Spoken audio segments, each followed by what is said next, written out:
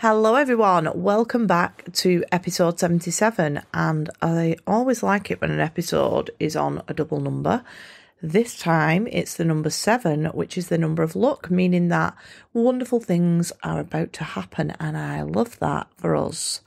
How are you all? I am sitting in my bed with my electric blanket on. Now I know I've said this before, but I'm going to say it again. If you do not own an electric blanket, you need to buy one. It will transform your life for the better. It's the best thing I own. It's amazing. And it's getting a bit cold now, so the heated blanket has gone on and I am fucking living my best life right now. So anyway, I hope you're well. Thank you for joining me. And as always, thank you to all of those people who've left me a review.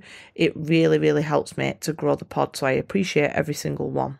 So this week I wanted to get back to basics and talk to you a little bit more about manifestation, which is the backbone of this pod, which has over time evolved into a lot of mindset content, some spirituality stuff, and me just generally oversharing the humorous disasters which stitch together my life. So today I'm going to share some ideas of things that you can manifest or areas that you can focus on other than your dusty, crusty ex. And this is because this morning I was sat in bed in my favourite pyjama pants, which I have grown to love over the many years of service that they've had, just scrolling on my phone and watching a few videos on manifestation and things.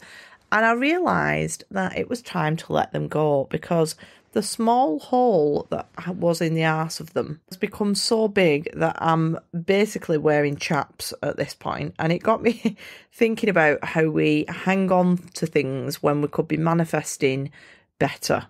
And I see a lot of online videos on YouTube and TikTok and on Instagram about manifestation. And when you read the comments, I've noticed that a lot of the videos, people are commenting about manifesting a specific person, and more particularly that is their ex a lot of the time. And we've all been there when a relationship ends and you desperately want to fix it and fall back into your comfort zone and something that's familiar. But I'm going to be the person to say that if that's you, please fucking stop that right now. Yes, you might be attached to them. They might be comfortable like my dramas, but it is time to move forward and start focusing your energy on the vast potential of other areas in your life, which are guaranteed to bring you more joy and happiness than having that person back in your life. So let's talk about the Wheel of Life. So the Wheel of Life is a tool which I use probably a couple of times a year. And it's split into 8 sections, and each section has its own little section, and it's basically like a simple visual way to assess which areas of your life are thriving and which ones are lacking. And the idea is that you colour in each section to give them a rating from 0 to 10, 0 being it's not doing very well, 10 being, wow, this section is amazing. And I am a visual kind of gal, so I love using the Wheel of Life because it lets me know very easily, quickly, simply which areas of my life need a bit more of my attention so that I can put my energy into those areas. So I'm going to go through each of the 8 sections and suggest to you how you might use them and what you might focus on in each section.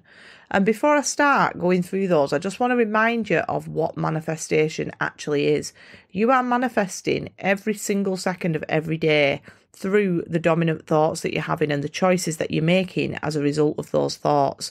You can manifest the good, which is obviously what we all want and what lots of videos are about and lots of content online. But what a lot of people don't understand is that you can also manifest the less enjoyable events that are playing out in your 3D reality. They are all as a result of your thoughts. Manifestation is simply a thought becoming an experience or a thing. And there are many ways that you can go about doing that, but it all comes down to those dominant thoughts becoming things. And I often hear people saying things like that they don't believe in manifestation or that manifestation isn't real, which is a really bizarre thing to say to me, because they might be telling me that while they're making a brew in the staff room, for example, and they are literally bringing a thought into the reality. So, for example, they've had the thought or the desire to have a coffee, which leads to the action of boiling the kettle, putting the coffee in the cup and making a brew. So that thought has become a reality. And I know that that doesn't sound very magical, but that's really it. That is manifestation.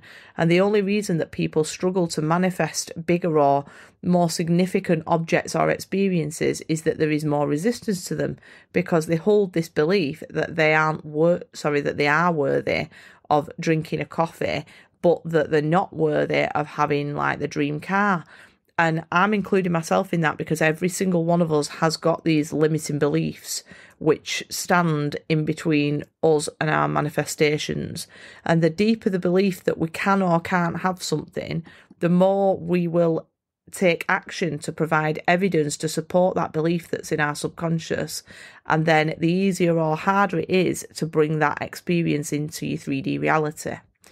So I just wanted to clear that up before we got started, because I think sometimes the word manifestation gets misunderstood as this like magical thing. And I understand why, because a lot of times things come to you in quite a magical way that you're not expecting. But that word just means bringing a thought into reality. So it's very, very dependent on what your dominant thoughts are. So anyway, the first section on the Wheel of Life is health. And I think that that is the most important section of all, because without your health, you really cannot enjoy any of the other sections or anything at all. So health is a great place to start. And I've just done my Wheel of Life and I've rated my health as a 6 at the minute. I don't have any health conditions, and over the past month or so, I've been taking fucking loads, about 10 vitamins a day, and it has seriously improved my health in a number of ways. Like my hair and my nails are stronger, I'm sleeping better, I've got more energy, my sugar cravings have dramatically reduced. Like I like twirls are going to go out of business soon, because I'm only eating like 2 a day, and this has gone down. No, not even that. And you know, we've gone from like a couple of 10 packs. So if I were Cadbury's, I'd be worried right now. But yeah, I sleep better, I've got more energy, I've got loads less sugar cravings, and I even had like a really bad tremor in my right hand for years and years, and that's disappeared, amongst lots of other things. So a month ago it might have been at a 3, but at the minute I've put it as a 6. So I've also decided to stop taking my ADHD medication, and that's made me feel a lot better too. But a 6 still allows for plenty of room for improvement. So, for example, I'd really like to get back into walking again, because I've not been doing much of that recently since it's gone a bit more wintry. So I'm feeling a lot less fit than I was in the summer months when I was out walking a lot. But overall, a 6 is a decent place to be. So I need a little bit of effort in there, but it's not going to be my main focus at the minute, because I'm doing all right, I think. So when you are manifesting health, there's lots of things that you could focus on. It might be that you're experiencing some kind of disease in the body, like an autoimmune issue, which maybe the doctors have told you that you just have to put up with, like, which is absolute bullshit, by the way. It might be having like a problem with your skin. Maybe you've got a goal to reach a particular level of fitness, like being able to walk up a mountain or run a 10K or something. You might have a weight loss goal that you'd like to achieve for health purposes rather than just like for vanity. And of course, there's a whole other side of health that often gets pushed aside and made to be less important. And that's our mental health. And one of my favourite ever manifestations, and I've manifested lots of different things and experiences over the time that I've been learning about all of this, but one of my favourite ones that makes me feel very grateful for how far I've come is seeing that in my journal around 3 years ago, I wrote down when I was setting some goals for the year ahead that I would like to just relax my shoulders, which I know sounds such a ridiculous thing. It's making me cry a bit, but at that time I was just experiencing so much stress that my mind could not cope with it, so my body had to take over, and as a result, like, my muscle memory of how to actually relax my shoulders was gone, and that was like my main goal, was to just be able to relax my shoulders. And I was having this like crippling panic disorder, and I got rid of both of those. I manifested my way out of those situations, just purely focusing my energy on healing my mental health. And Your mind can heal your body no matter what you're told. So health is the first one, and it's a perfect place to start. 9 minutes in and I'm already crying. Give me a second. Okay, I'm back. I'm okay now. So the next one on the wheel of life is finances. And this one isn't necessarily linked to your job. Many people believe that you can only receive money through your salary, and that is just not the case at all. Money can come to you in so many different ways. It could be gifted to you. It could be an unexpected tax rebate or a refund. It could be some kind of compensation. You could win money. You could inherit money. It could come in via somebody else, like your partner getting promoted at work or getting a bonus. It could be some sort of unexpected opportunity that opens up that you just didn't see coming. You could sell some of your old shit like I've been doing on Vinted. You could use your creative talents to make something that could be sold. You might find a gift card that you didn't know, or there could be like a bank error in your favour. Somebody could pay for your order at Costa Coffee as like an act of kindness. You could have multiple streams of income instead of just your salary job. You can find money. So please don't think that your finances are fixed. They are absolutely not. Money is just energy. And like anything else, you can attract it when you are in that frequency and you're open to receive. And something that I love about manifesting money goals is that it's very tangible. There's no question about it. If you decide you want a certain amount of money and then you manifest that money, you know that you've done that, because when it appears, it can be so specific. Like, it can be a really specific amount. And I've had a lot of success doing things like that with like specific amounts in the past. I've got a few. I won't go into them now because I'll keep you all night, but there's a few stories that I've got about where I've manifested really, really specific amounts of money. So it's something that can also build your belief in your ability to manifest. So I think having a finance goal is a really good one. And a tip that I would give to you if you kind of decided that you wanted to focus on that area, something that I found useful, is I find that I can summon very little excitement for just having a certain amount sat in the bank. But if I attach that amount that I want to the feeling of either spending it or maybe the freedom that it will give me or the experience that will give me that joy, then I can really build the excitement that's required to kind of step into alignment with receiving it. So if you're struggling to manifest money, try attaching it to something that you want to have or experience. So this next one is an area that I'm very focused on personally at the minute. This one is career. So just like finances doesn't have to link to your career doesn't have to link to your finances either. And I know that in most cases, obviously the two go hand in hand because your career provides money for you.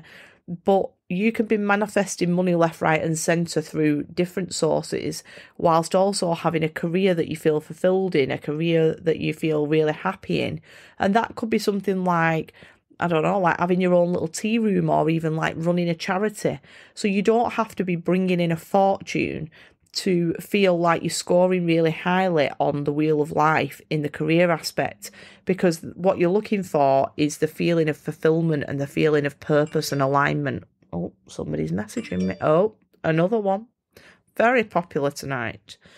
So I'm at this point where I've got kind of the itch to leave my current job, because as much as I love where I work, I've been there for nearly 9 years and it's becoming a bit of a comfort blanket for me. And I know that it's not what the career that I want to do for the rest of my life. And I know what I want to do. And now it's kind of stopping me from going after my real goals, which is everything to do with this pod and the work that I do around it. So for you, right now might not be the time that you want to focus on your career, and you might find that, you know, that's scoring kind of mid-level or even a little bit lower, but you might want to improve something like on the next section, and the next section is family. So you might be at the time in your life where you really want to focus on building a family, and that could look like having a baby or even spending better quality time with the children or the partner or your parents that you already have. It might be something like rebuilding a connection with a brother or a sister or a cousin. So whatever family looks like to you, you could focus your energy and your manifestations on creating better relationships within that area. So the next section is one of my favourites as well. It's something that I'm very passionate about, as you probably know, and that is personal growth or self-development, sometimes it's called, but it's all kind of the same thing. So you could look at this one in a number of ways, because I suppose all of the sections on this wheel contribute to personal growth, because obviously if you're working on your health and your finances, then that's benefiting you overall. But the way that it resonates with me is thinking about how I used to react and deal with certain situations and how I used to behave compared to now. And again, how I currently do that, how I currently react and deal with situations and behave compared to how I'd like this to look going forward and keeping it moving. And I feel like I've come a really long way in this area, and I want to keep that forward movement, definitely. A huge aspect of personal growth, for me at least, has been learning to love my own company. And obviously this might not be the same for you, but I think this could be a really common one for a lot of us. The version of me 3 years ago is unrecognisable to the person that I am now. And I was this absolute people pleaser who filled every second of the day doing something. I had absolutely no tolerance for boredom whatsoever. And I would rather be around people, even those people who I didn't particularly enjoy the company, than being on my own, because I just couldn't be on my own. I really hated it. And that made me very needy and very attached and very reliant on people who were not necessarily there for my highest good, let's say. And I gained so much in this area of personal development on this wheel of life from having to live on my own. And it was through no choice of my own, to be fair. I was kind of thrown into that unexpectedly, but I had to spend a lot of time on my own, and that was something completely new to me and something very uncomfortable. And I was talking to my dad about this last night, and he was saying like how much I've changed, because we were at this dinner party with some friends and I was having a lovely night. And normally, like when I say normally, I mean like years ago, 3 years ago, I was the last one. I never wanted the party to end. I always wanted more people to be there. And although I was having a lovely night, I was equally looking forward to going home, and I was like really excited to just be on my own. And it's something that I'm so pleased and proud that I have finally mastered, because there is just so much value to be had from spending time on your own. And the vast majority of people avoid it. And I was one of those people. Like I said, it wasn't by choice, but I'm very glad it happened. Because when you're on your own with your thoughts, it can be really difficult. But in my opinion, when you are happy just being by yourself, you know you're going to be okay no matter what, because you've got your own back and you're good on your own. So personal growth also allows you to take part in activities that help you really understand who you are. And when you like do things like journaling and you get to know yourself and you're not surrounded by the influence of other people, you really get to know who you are and what you really want for yourself. And in my experience, that's turned out to be quite the opposite of what I thought it was. And what I thought I wanted was what I had been conditioned to believe. And it can help you to do things like set boundaries and prioritise yourself, and you can get rid of those behaviours that are not supporting you, like people pleasing and just constantly pouring from an empty cup and putting everybody else before you and not loving yourself correctly. So some ways that you can focus on personal growth, if that's an area that comes up for you, is through practices like journaling and meditation, reading, like self-development content, following people who talk about things like this, podcasts like this, taking lessons in something that you're interested in, like getting yourself new skills, upskilling yourself, intentionally putting yourself in situations that scare you a bit, that are going to put you outside of your comfort zone. And speaking of meditation, which I'm always harping on about, and once again, that is what got me out of that little health scenario that I was experiencing a few years ago. It was meditation, which is why I'm always going on about it. The next section of the wheel is spirituality. And that is a word that really scares some people, because we're conditioned to believe that some people are spiritual, and those people wear tie-dye and they have dreadlocks and they sit in a pretzel-like fashion, meditating all day and playing a ukulele around a campfire. And then there are the rest of us, the other people who wear trackies and trainers and suits and ties and shun anything that's not backed by science, but it's just not true. We are all spiritual. We are spirits. We're just having this human experience.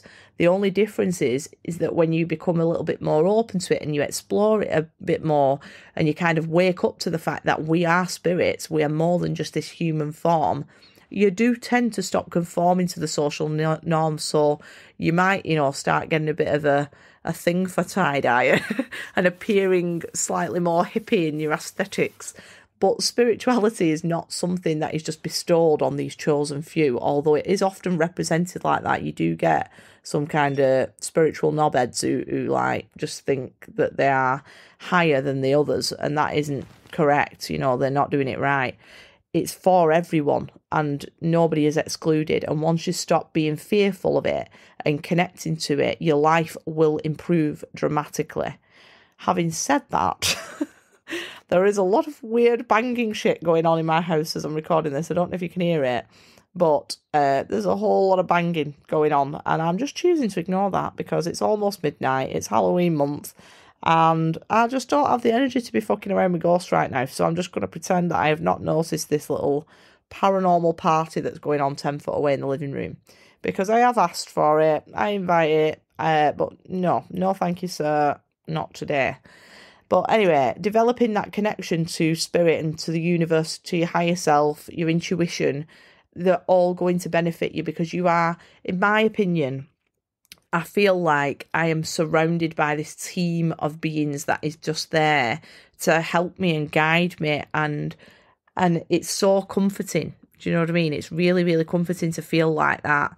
So all of these practices that relate to spirituality will only make you feel more whole and more safe generally, unless there's some fucking wild shit going on in the living room, and more peaceful. So it's a really, really good thing, and I would really encourage you to explore it more.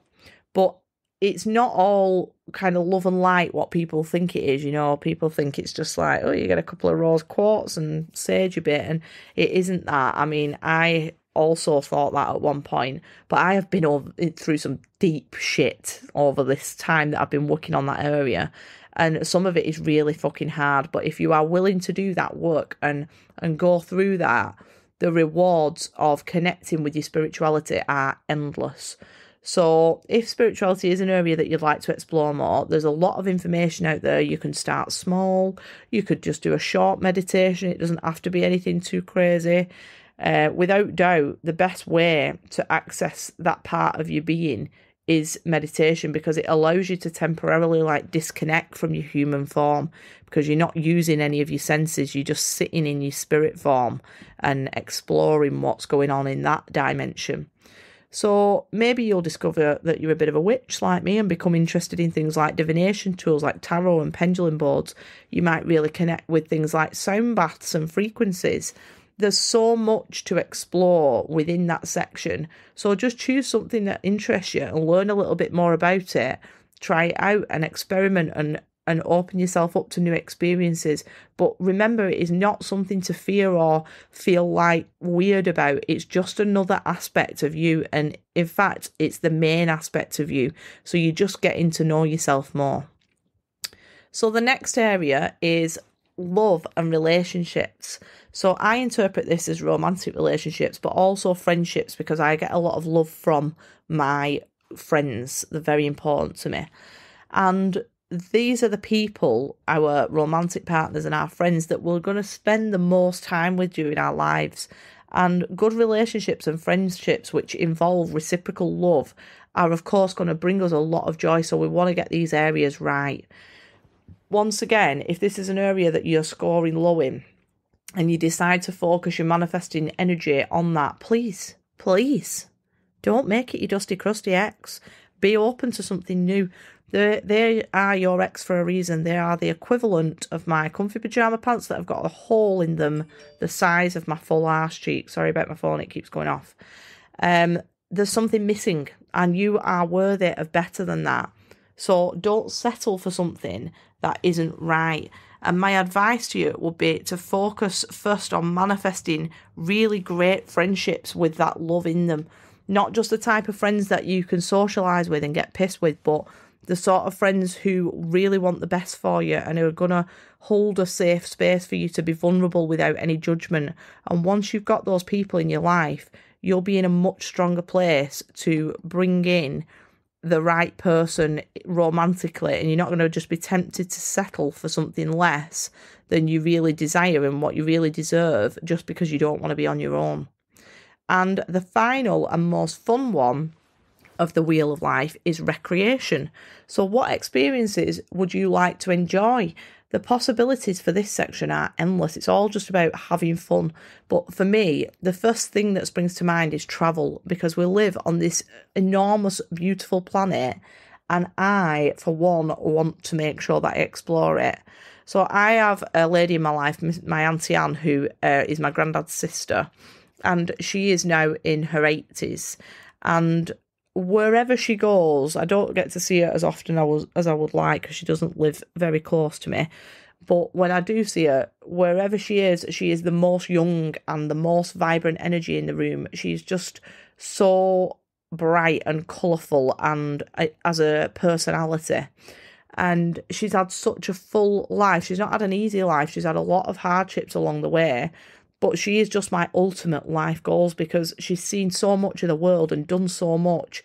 And a lot of that, she's done it on her own. And at an age where most people decide that they're too old to walk to the co-op, she is still exploring this planet now. Just this morning, she FaceTimed my dad from India to tell him that she was going on safari today to look for tigers. I mean, what a fucking woman. Like, I want that for myself, because when I get to 90, I want to know that I have lived my life to its absolute fullest, and I hope that you do as well. She's also the person, just as a side note, who gave me some of the best life-changing advice I've ever had when I was about 20, and I've never forgot it, because I went picking her up from her house to bring her to a party that we were having at ours. And she was still getting ready, so she invited me upstairs to have a chat while I was waiting for her to get ready. And she stood there looking amazing in her knickers and bra, fully dolled up, hair done, makeup on, about to put a frock on. And as she was getting dressed, she was like squinting in the mirror. And she told me that I should always do that when I'm like ready to check how I look, because no one ever sees any of the details or any of your flaws. They just see whatever you see when you squint at yourself in the mirror. And she just looked immaculate as always. And you better believe that from that moment on, I have followed my Auntie Anne's advice ever since, and it has done fucking wonders for my confidence in the way that I look. So anyway, I'm going off track there, but travel is a brilliant recreation goal. But you might also have things like hobbies in there, learning a new skill, learning a new language, going out for more social occasions and having more of those positive, fun interactions and new experiences. So there you have it, the 8 sections of the Wheel of Life, which I hope has given you some inspiration to manifest things like better health, financial freedom, a fulfilling career, a loving family, personal growth, connection to your spirituality, high quality friendships and partners, and having loads of fucking fun instead of putting all your attention on your dusty, crusty ex or a man in general. But finally, I want to say that when you do this Wheel of Life, don't expect it to be even or be aiming for it to be scoring at 10 out of 10 in each of the 8 areas. The areas are naturally going to ebb and flow throughout your whole life, because you'll enter different seasons of your life depending on what's going on at that time. But it will, I hope, help you to identify those areas that really need some attention and create some more balance. So I hope that you enjoyed this episode and got some value from it. If you did, I would be very, very grateful, very, very grateful if you could please leave me a quick review on Apple. It means so much to me, and it literally takes a minute or two. And also don't forget to screenshot the episode and tag me in it when you're listening, and I'll reshare it on my stories. So thank you so much for listening, and I hope you have a wonderful week. I'll see you soon.